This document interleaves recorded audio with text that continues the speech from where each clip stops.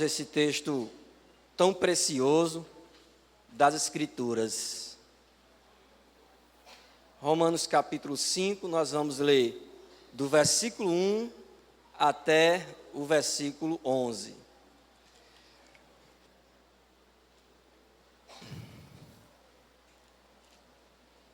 Se de repente algum visitante não tem Bíblia, você pode emprestar a sua Bíblia a ele, para que todos possam acompanhar essa leitura. Romanos capítulo 5, versos 1 a 11. Podemos ler, amém?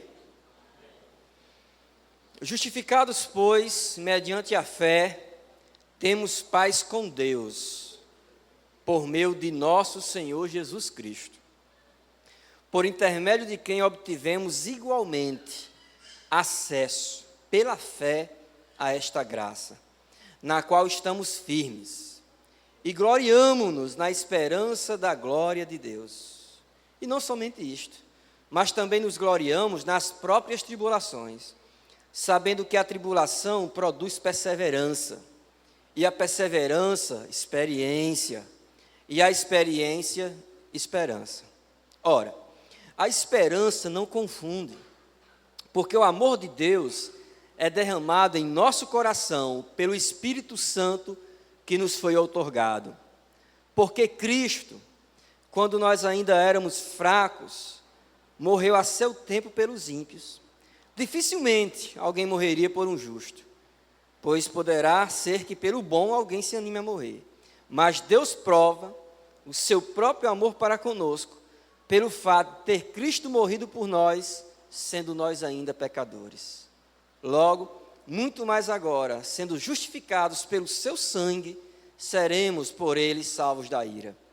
Porque se nós, quando inimigos, fomos reconciliados com Deus, mediante a morte do seu Filho, muito mais, estando já reconciliados, seremos salvos pela sua vida.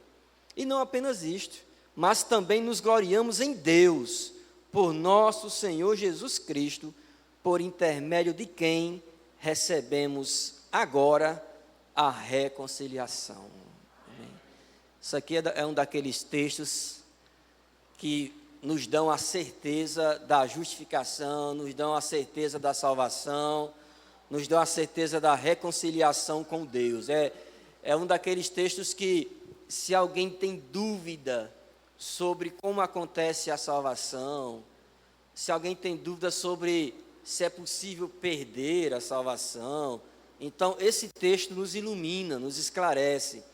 E esse texto aqui, meus irmãos, fala sobre paz, não apenas sobre a justificação, mas sobretudo fala sobre o resultado dessa justificação. E o primeiro resultado que Deus opera é a paz com Ele mesmo. Ora, todos nós sabemos que ninguém nasce em paz com Deus. Ninguém nasce em paz com Deus. Ninguém pode dizer, não, pastor, eu creio em Deus desde que nasci e temo a Deus desde que eu nasci. E eu, com toda tranquilidade e honestidade, vou dizer que você está mentindo. É mentira. Ninguém nasce em paz com Deus. A Bíblia diz que nós nascemos na iniquidade, em pecado nos concebe nossa mãe. A Bíblia diz também que os nossos pecados fazem separação entre nós e Deus. A Bíblia diz também lá em Gênesis que quando Adão pecou, nós também pecamos, herdamos essa natureza pecaminosa de Adão. Então o fato é que ninguém nasce com Deus no coração. Ninguém. Talvez você que nos visita tenha essa ideia. Não, Deus no meu coração, desde que eu nasci, não tem. A Bíblia diz que você tem um pecado no seu coração desde que você nasce. E esse pecado é a bomba, é o muro que separa o homem de Deus. Ninguém que se acha bom ou que se acha justo aos olhos de Deus herdará a vida eterna. A lógica de Deus não funciona assim. Não cabe no reino de Deus bonzinhos. Mas por que não cabe bonzinhos? Porque não há um justo, nem sequer um. Jesus disse que não há um bom, só há um que é bom, que é Deus. O restante está tudo dentro do barco do pecado, está tudo navegando na contramão da vontade de Deus. Então, nós temos essa natureza dentro de nós, natureza pecaminosa. E para justificar, ou às vezes para sublimar, para disfarçar essa natureza pecaminosa, muitos criam diferentes estratégias. Por exemplo, tem aquele que, não, eu sou uma pessoa boa. Por que eu sou uma pessoa boa? Às vezes a pessoa pensa assim, é porque eu dou esmolas, eu pratico bem, eu vou no abrigo visitar os idosos, eu vou no Tarcísio Maia visitar os enfermos, daqui a lá à noite eu vou pelas ruas, fazendo bem, dando um cobertor, um dinheirinho para quem está passando fome. Então você acha, pastor, que Deus vai me condenar uma pessoa boa como eu? Só o fato de alguém ter esse tipo de pensamento já mostra presunção. Já mostra presunção. Pensar que vai ser justificado diante de Deus porque dá 10 reais ao mendigo ou porque visita o hospital ou o abrigo de idosos. Não é isso que garante a nossa reconciliação com Deus. Por obras da lei, a Bíblia diz que nenhuma carne será justificada diante de Deus por obras da lei. Então não há nada, nenhum ato de bondade que nos faça aceitáveis diante de Deus. Não há nada. Não há nenhum ato de bondade que nos faça aceitáveis diante de Deus.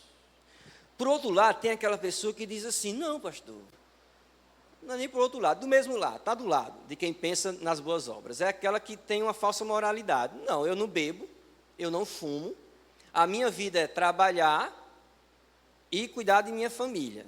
Então, eu sou o perfeito cidadão. Eu, inclusive, pago meus impostos direitinho, sou honesto em todas as coisas, nos mínimos detalhes, até na lei de trânsito.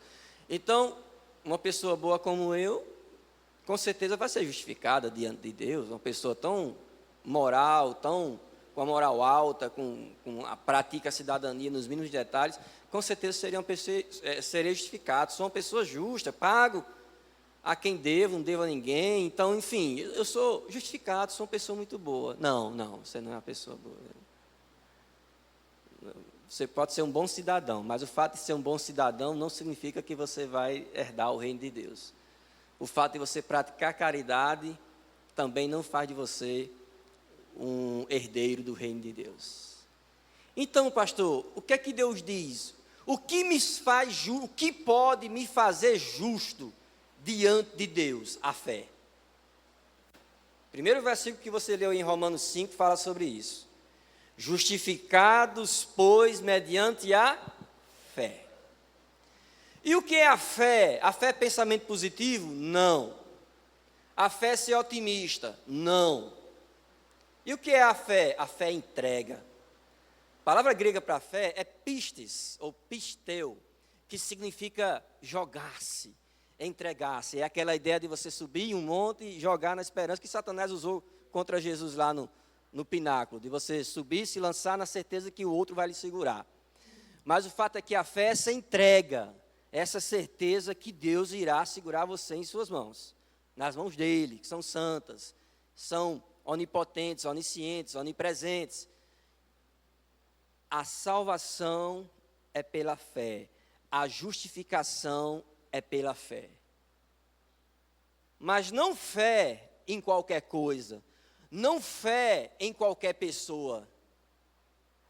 Justificados, pois, mediante a fé no Senhor Jesus Cristo.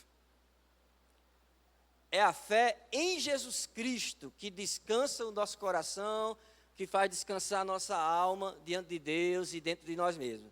Então, não é a fé em mim, não é a fé em minhas boas obras, não é a fé na minha moralidade que me garante a vida eterna.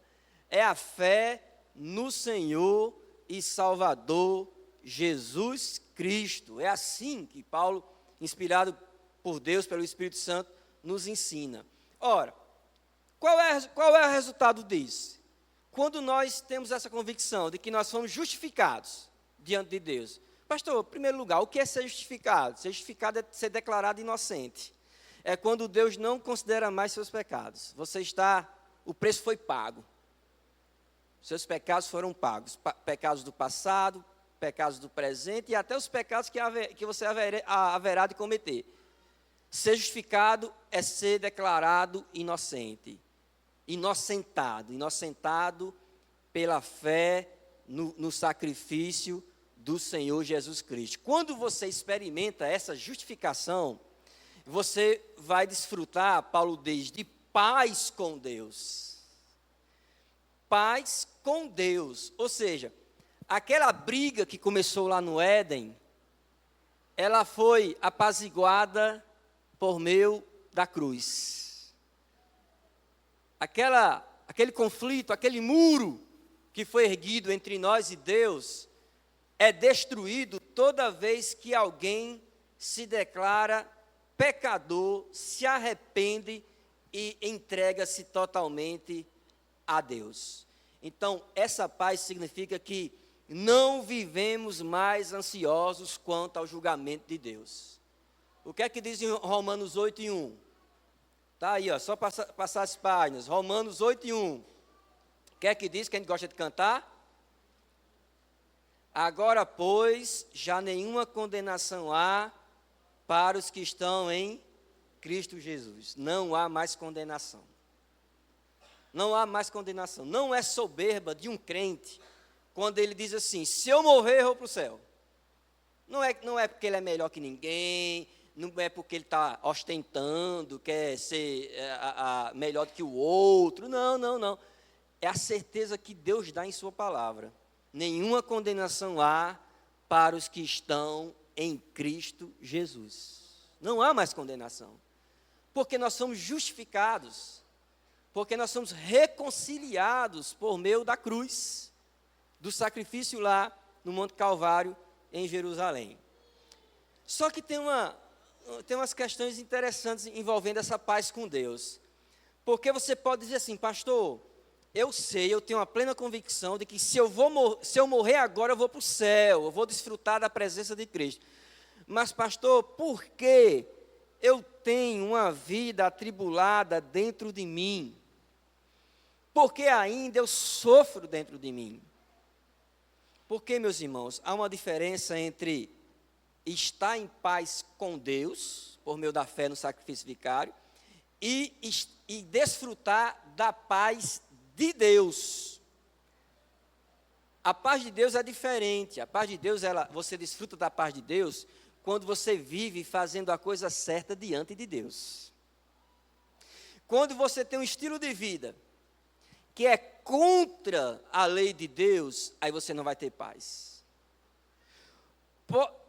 Herda até a vida eterna, porque se for um crente de verdade, se arrepender do pecado e confessou Jesus como Senhor e Salvador. Mas pode ser um salvo infeliz. Mas como assim, pastor, um salvo infeliz?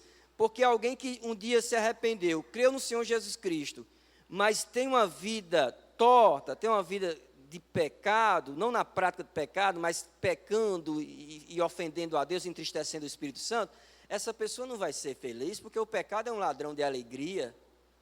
O pecado rouba a nossa paz, essa paz de Deus, essa paz que o apóstolo Paulo diz que é uma paz que excede a todo o entendimento. É uma paz que às vezes as pessoas não entendem. Eu já vi muitas situações que davam um nó na cabeça de quem estava perto das pessoas. Uma pessoa com câncer, ali, câncer terminal, e a pessoa agradecendo a Deus, louvando a Deus, esperando que Deus a levasse. E todo mundo, essa pessoa é otimista, essa pessoa tem pensamento positivo.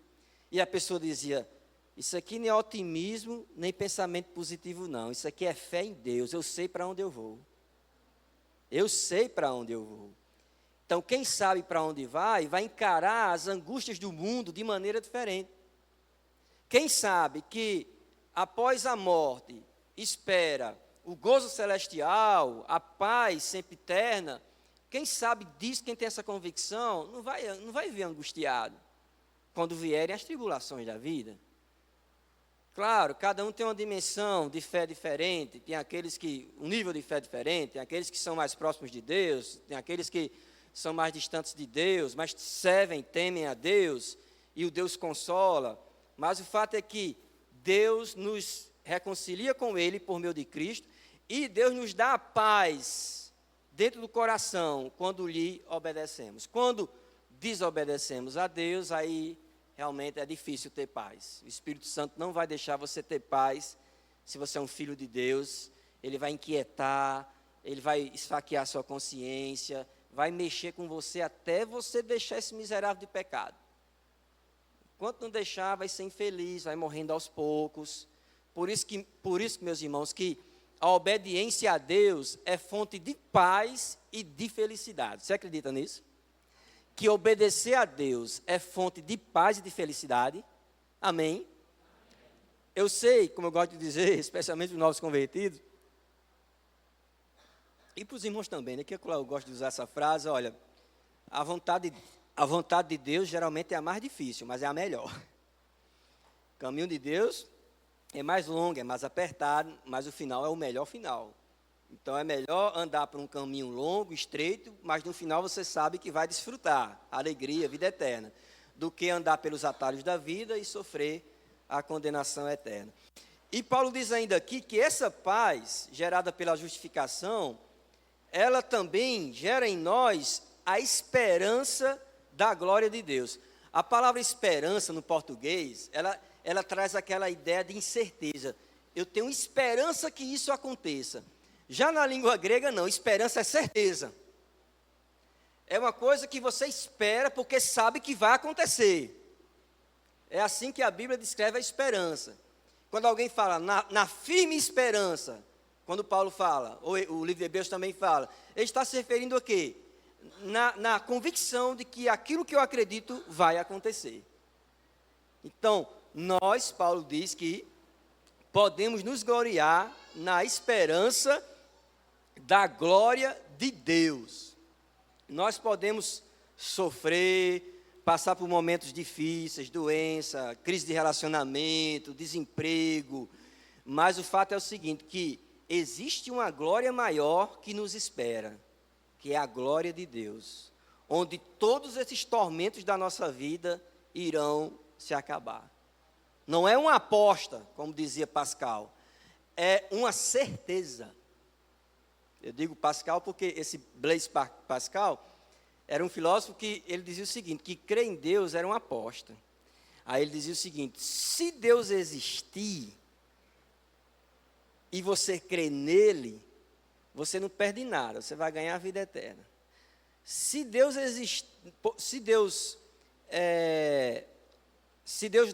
não existir, você não ganha nem perde. Agora, se Deus existir e você não crer nele, aí o seu fim vai ser drástico.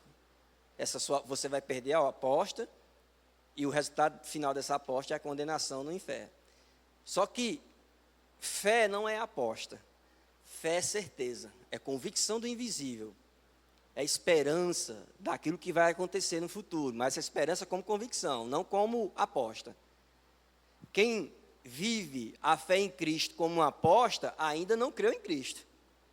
Pastor, eu creio, mas eu creio, pastor, mas creio descrendo. Não, meu filho, você tem que crer crendo. Não, eu tenho esperança, pastor, mas é uma esperança meio desesperançosa. Então não é esperança. Você pode ter até algumas dúvidas com relação ao caráter de Deus, devido à nossa finitude, à infinitude dele, mas com relação à vida eterna, com relação ao que há vida depois da morte, aí não, você não tem que ter dúvida com relação a isso. Existe vida após a morte e aqueles que creem no Senhor Jesus Cristo têm paz, e uma paz que gera essa esperança da glória de Deus. E é uma paz, Paulo diz, que no versículo 3 e 4, que é capaz de gerar dentro de nós regozijo na tribulação. Ora, parece coisa de louco, né? Como alguém vai se regozijar na tribulação?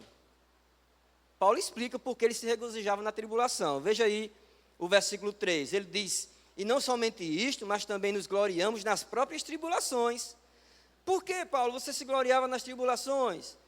Porque a tribulação, Paulo responderia, produz o quê? Perseverança. E a perseverança? Experiência. E a experiência? Esperança. E a esperança? A esperança não vai confundir, porque é convicção, é certeza. O amor de Deus é derramado em nosso coração.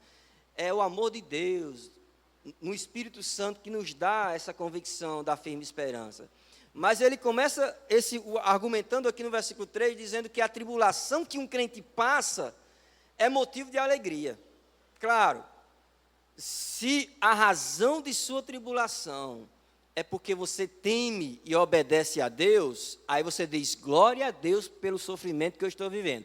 Agora, se a causa de seu sofrimento, se a causa de sua tribulação é pecado, aí você tem que se arrepender, deixar o pecado e pedir a misericórdia do Senhor. Aqui Paulo se alegra na tribulação, por quê? Porque ele estava sendo perseguido por causa de Cristo. Ele foi surrado, expulso das cidades, passou necessidade, aprendeu a viver na necessidade, é o que ele diz lá em Colossenses 4, ele aprendeu a viver em toda e qualquer situação, tanto na abundância como na carência, na ausência de alimentos básicos. Ele aprendeu a viver, e ele aprendeu a glorificar a Deus nesse momento de dificuldade. Por quê? Porque ele sabia que estava sofrendo, porque estava fazendo a vontade de Deus.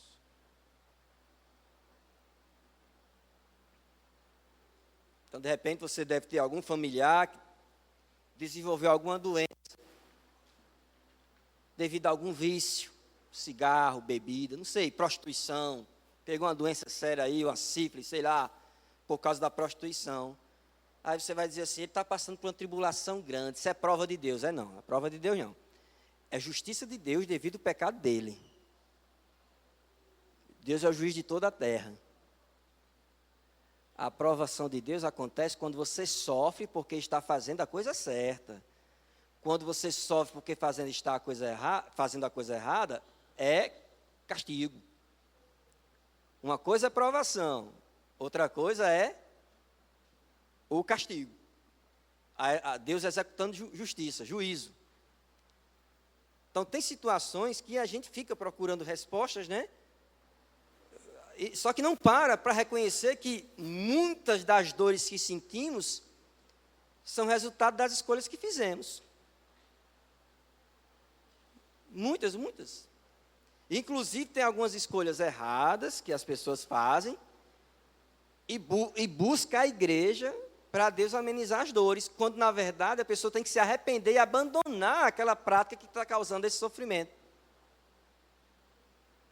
Então, meus irmãos, essa alegria, esse regozijo na tribulação, vai sentir aquele que está fazendo a vontade de Deus. E nós não devemos usar a graça de Deus para dar razão ao pecado. Já contei essa experiência para os jovens aqui. Eu conheci uma pessoa aí, quando eu perguntava assim, e aí, como é que está a sua vida? Pessoa crente.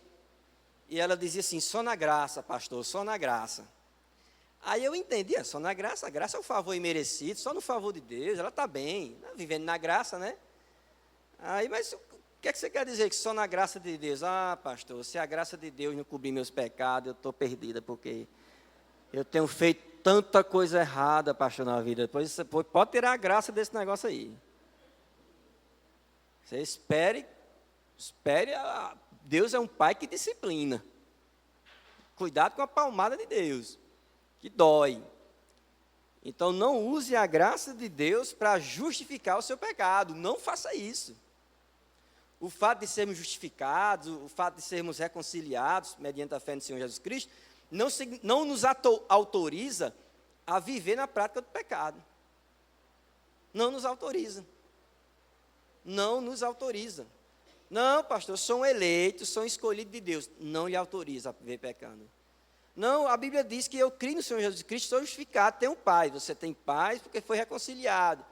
Mas para viver em comunhão, num bom relacionamento com seu pai, você tem que viver agradando ao seu pai. Então, como diz no popular, né? Com Deus não tem boquinha, com Deus não tem negociação. Eu faço aqui e depois Ele me perdoa lá. Você faz aqui, vai levar uma surra bem grande. Aí quando tiver todo quebrado, esbagaçado, vai se arrependido diante de Deus, e Deus vai lhe perdoar se o seu arrependimento for verdadeiro. Mas nenhum crente deve tentar a Deus, usando a graça ou usando a justificação pela fé. A graça não nos autoriza a viver pecando. E se sofremos porque estamos fazendo a vontade de Deus, glória a Deus.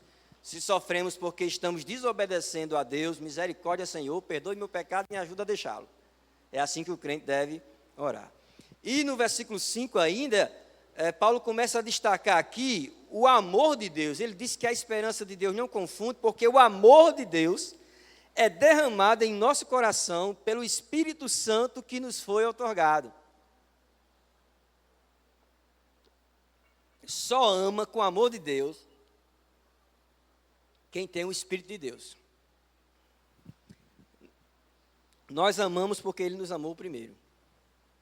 O amor ágape só tem quem tem o Espírito de Deus dentro de si. Essa é a garantia.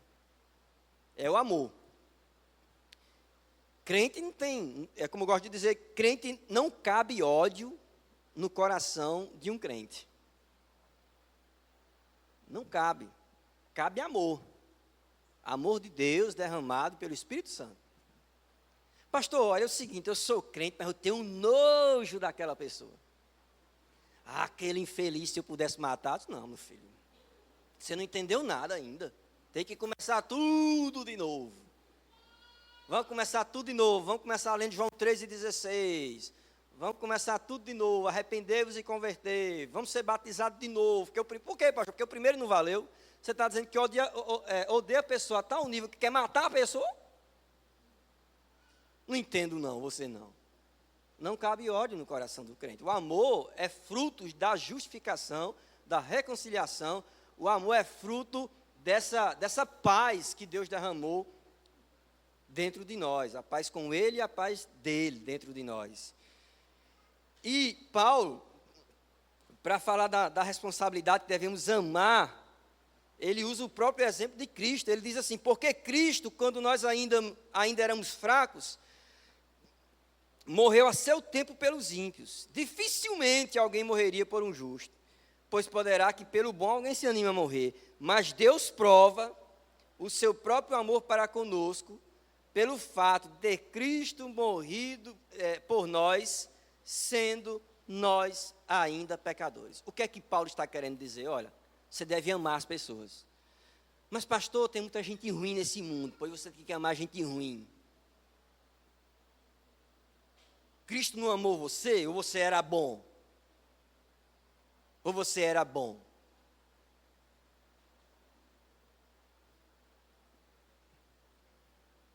Tem algum bom aqui? Se levantar a mão, vou dizer, não, deixou de ser bom agora, mentiu. Não há um bom, nem um sequer. Todos pecaram e carecem da glória de Deus. É por isso que a gente precisa de amar. É por isso que a gente precisa de amar. Porque todos são pecadores. O amor é que sustenta todas as relações. Não só o casamento, mas qualquer relação. É sustentada pelo amor. Se não tiver paciência, se não tiver mansidão, se não agir com justiça, com sabedoria, porque o amor também dentro do amor tem essas virtudes da justiça, da misericórdia.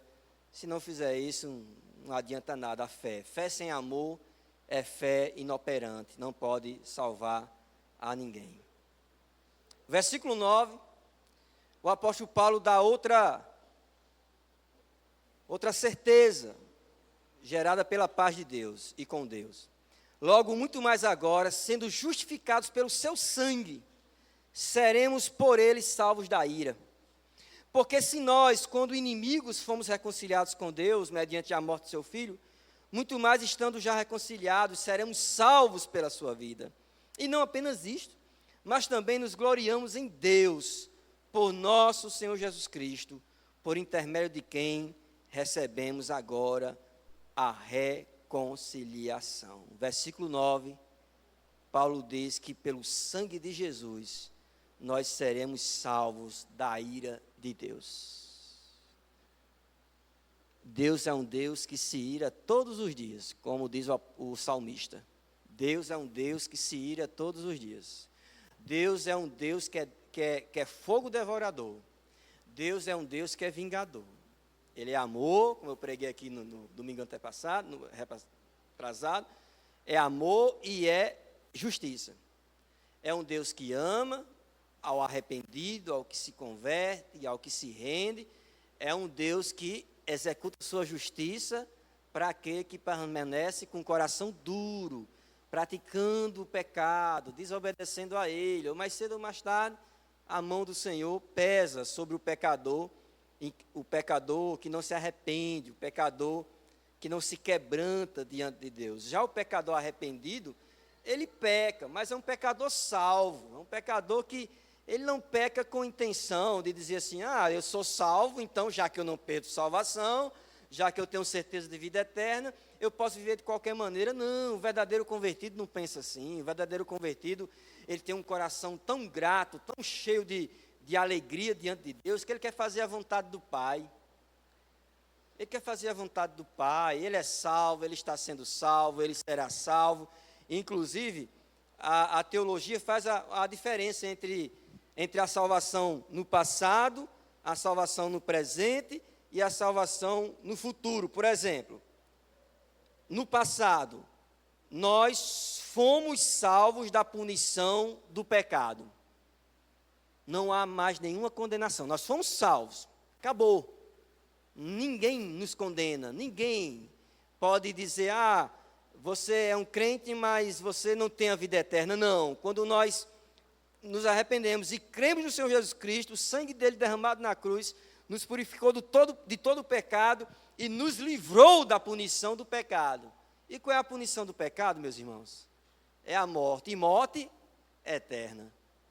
A morte eterna, o inferno, a condenação, é a punição do pecado.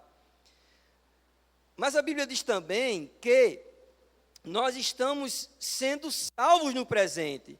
Mas estamos sendo salvos de quê? Do poder do pecado, do domínio do pecado. Ou seja, estamos vivendo o processo de santificação.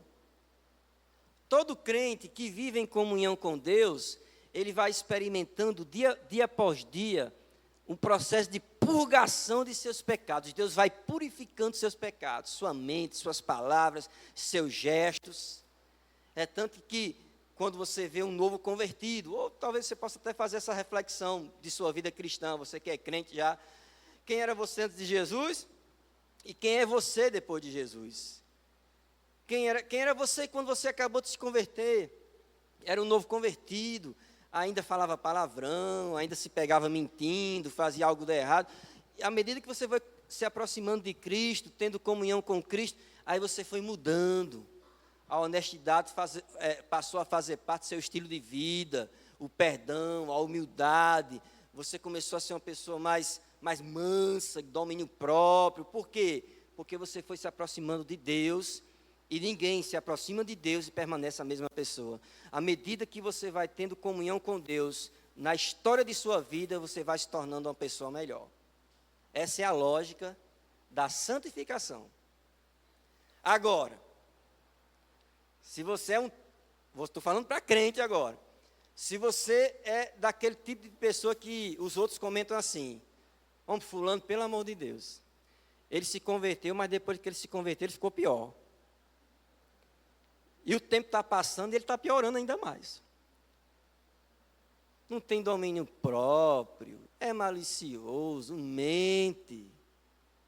Aí você tem que ligar, acender o sinal vermelho do seu coração, porque talvez você não seja um crente. Está enganando a si mesmo, porque a Bíblia diz que aquele que ouve a palavra de Deus, mas não pratica, está enganando a si mesmo. Nós devemos ser não apenas ouvintes, mas também praticantes da palavra de Deus. É o processo de santificação, que começa lá com a justificação, quando nós cremos, nos arrependemos e depositamos fé em Cristo. E, por outro lado, nós, no futuro, seremos salvos da presença do pecado, que é a glorificação. Então, quando nós morrermos, ou quando Jesus vir buscar a sua igreja, aí sim, aí não haverá mais pecado. Porque nós estaremos glorificados na presença do próprio Deus nas alturas, no reino celestial. Quem tem certeza que vai para a glorificação? Amém, glória a Deus. Está com dúvida não, né? Você tem certeza que vai? Se morrer agora, estou desejando não, viu? Não estou ameaçando não, mas se ligue.